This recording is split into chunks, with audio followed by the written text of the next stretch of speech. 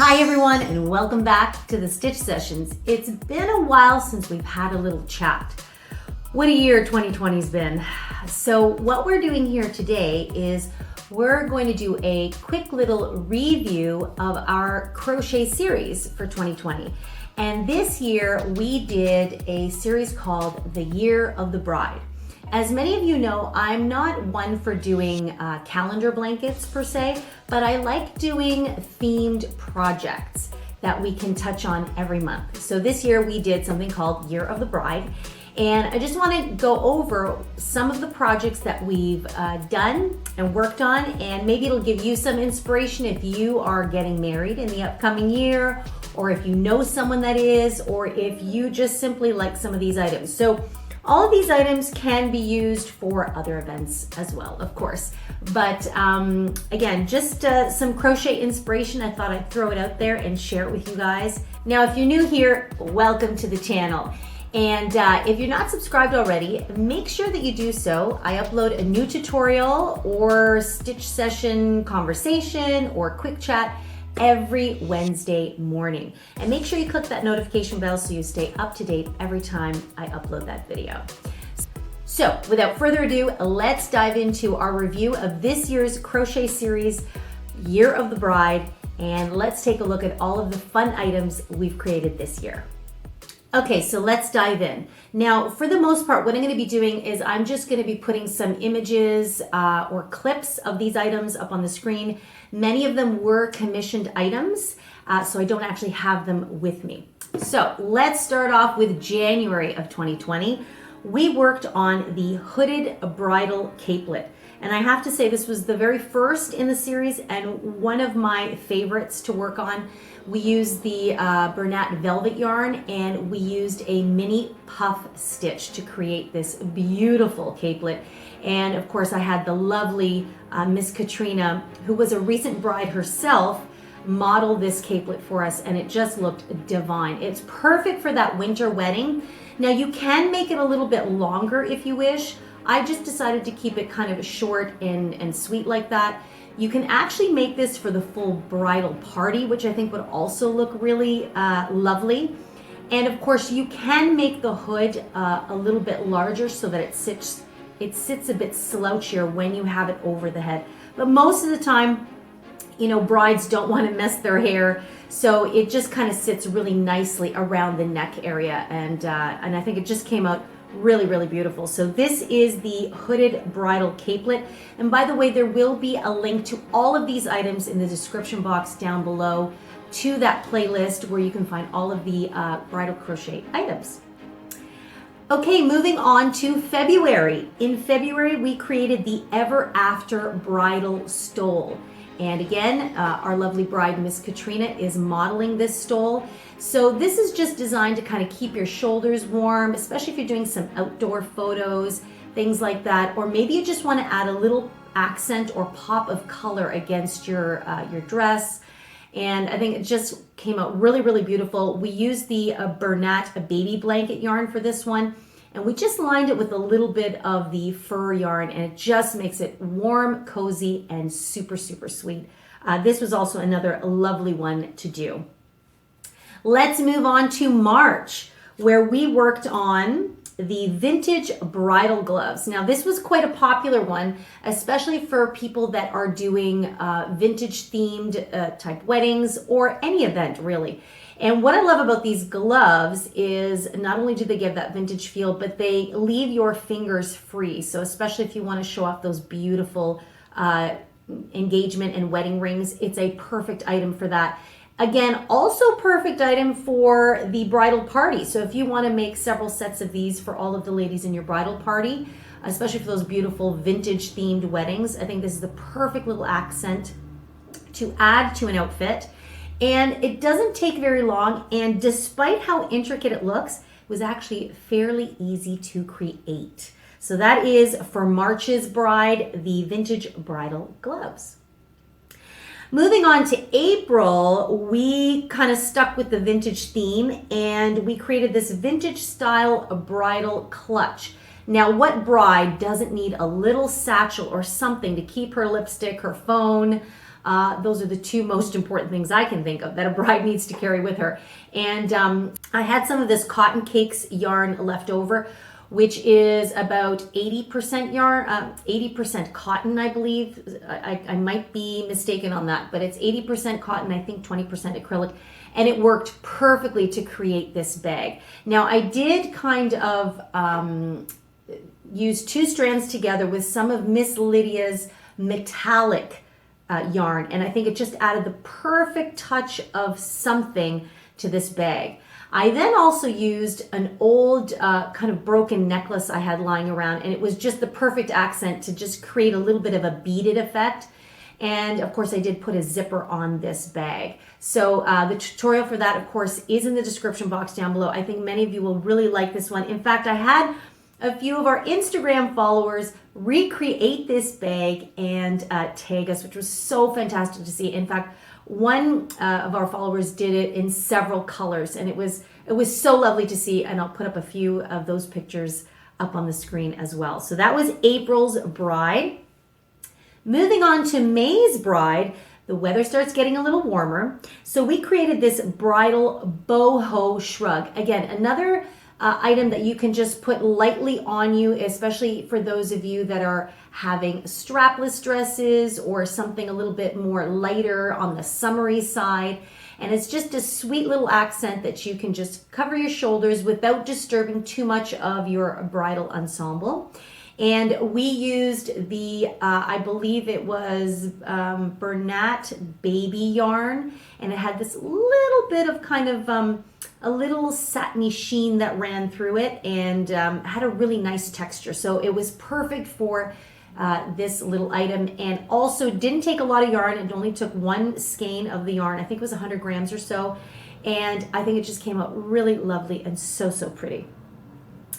All right, now moving on to June. In June, I was super excited to work on this lace bridal cufflet, and it was just a very tiny little crochet accent that you can add to your bridal ensemble without overwhelming it with a crochet item. So some people like the idea of just having a little touch of something.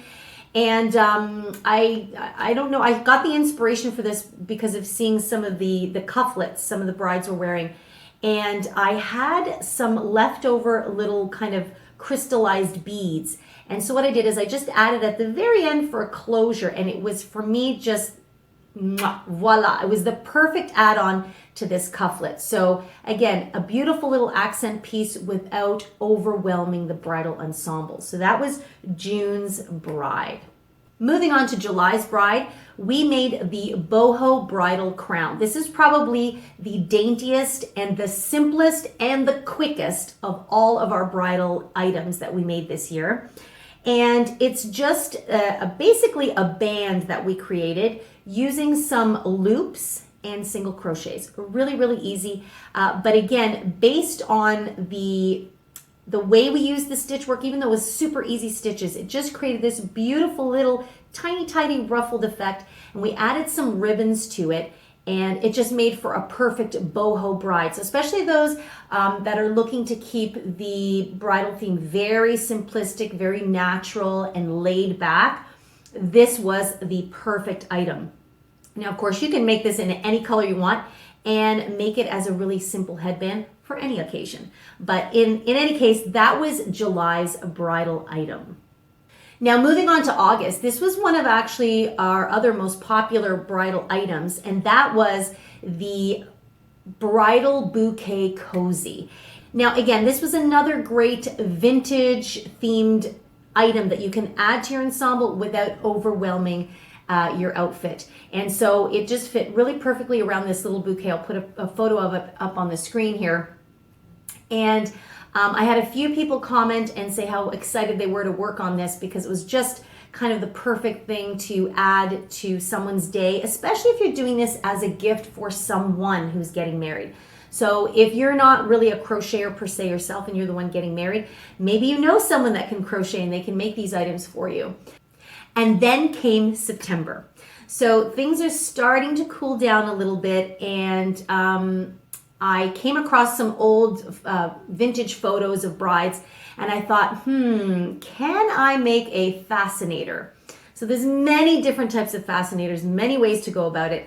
And I got this idea by creating this leaf motif, and kind of like a merge between a leaf and a fan. So I used several leaves and I created this fan fascinator just to create a nice little headpiece. Again, for brides that want to keep things nice and simple, just want to add a little accent. I did adorn it with some rhinestones that I glued on at the end. Now you can make this simple by just keeping it simply crocheted, or you can add that little bit of sparkle to it at the very end. And this one came out really, really great. This was fun to make, also very quick. So if you're looking for a last minute gift item to give a bride, or actually anyone that's attending an affair with a little bit of a vintage theme, or if they simply like to add some extra flair to their outfit, this is a perfect item for them. Now October came along and things really started to cool down, and now we started getting into rustic themed weddings. And so this is where we came up with the rustic romance bridal shawl. And this is one of my favorite projects to work on. It took a little bit longer. The stitch was very, very easy. It's the linen stitch, also known as the moss stitch.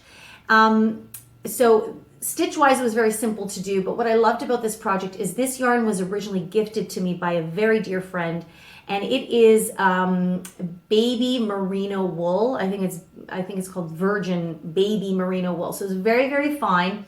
We used a slightly larger hook to keep the stitches loose and lacy, and it just came out absolutely divine. And then we created this beautiful little ruffled edge to it.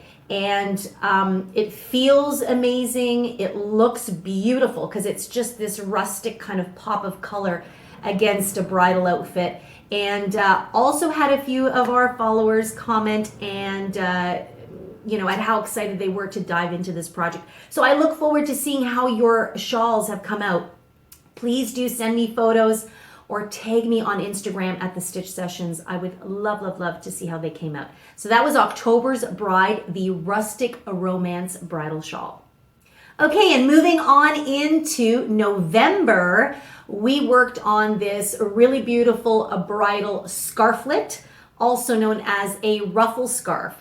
And I've seen these done with other types of material, and it looks really complicated, but it's actually super easy to do once you get into the groove of doing it. Now, I called it the scarflet because I wanted it to sit a little bit more like a collar, especially if the bride is wearing a lovely shawl or something when she's outdoors. You can make this longer into a full-length scarf and just have this like really lush fluff bunch of ruffles around your neck. I just love the look of it.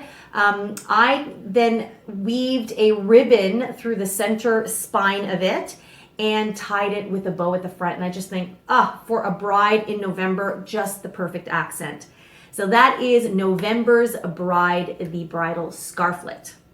And lastly, for the December bride, we came up with the very simple winter muff. And again, another fantastic item to add on to a winter bridal outfit. What I really liked about this item is it actually kind of served two purposes. So you can use it as a muff where you keep your hands in it, or you can use it as a cowl or a really fluffy, lush collar. And we used, I believe it's Loops and Threads fur yarn, and it was fantastic. Now, fur yarn can be a little bit challenging to work with because it can be challenging to see your stitches, but if you're a little bit more experienced or you understand how to feel for your stitches, this creates such a great piece of fabric.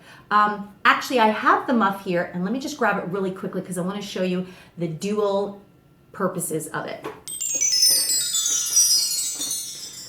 Okay, so here it is in a collar form. And you can see it just keeps everything really nice and cozy, and it's just the perfect length. A lot of times if you're wearing a nicer coat, maybe it's a little bit more form-fitting, you don't always have room to kind of fit a scarf nicely tucked in. And I find a nice cowl or a collar works perfectly to keep your neck warm. So this is how it looks as a cowl. Now I'm going to just take it out here. And, okay. And actually I just used a little bridal clip, which is actually not that great quality. The teeth are kind of not that great, but it makes a perfect pin, and it just sits really lovely in against that fur. So I just love it. So now when you make your bridal muff, and as you can see, it's just basically a rectangle. Now, what I would do if you're doing it definitely for a muff alone is I would fold it in 3, and I do discuss this in the tutorial, and then I would sew it along the top here. And you can, actually, sorry, so I would fold it in 3. You can sew it in the center and then fold it and sew it along the bottom or the top. And why I would sew it is it just secures. So basically there is a kind of a little pocket for one hand, and then there is a pocket for the second hand. So this is why I would do it in 3, so that the hands have something in between to just kind of cozy up to. Some muffs are just simply a loop, and where you would just kind of have both hands kind of inside together. I like the idea of having like a separate compartment for each hand. I just think it just makes it extra cozy. Okay, so just like that, I made it really kind of snug, not too long. If you've ever seen the movie White Christmas, and this is what I always think of it, when she's wearing that beautiful red long gown with the white fur trim, she has a muff with her in her hand, but it's quite long. So you can make them in very, very different styles. But I just love the idea of keeping mine short and cozy. And in this case, instead of sewing it, I can just use this pin here or this comb and stick it in, finding some spots here, just like that. And now it stays fastened. And see, I can just kind of slip my hands in the 2 compartments and you're good to go. So this, as simple as this one was, this was one of my other favorites to work on, really quick to do. So there you have it, everybody. 2020's crochet series, the year of the bride. I can't believe we're already coming up to the last few days of this year. I know it's been quite a year, everyone. I hope you've been keeping your spirits up. Hopefully we've been entertaining you here on the Stitch Sessions channel and giving you some projects to work on. Now stay tuned, because in a day or 2 we are going to upload a sneak peek into our crochet series for 2021. We have high hopes that it's going to be a better and brighter year. So thank you so much for coming along this year on my crochet journey. I love sharing my joy of crochet with you all.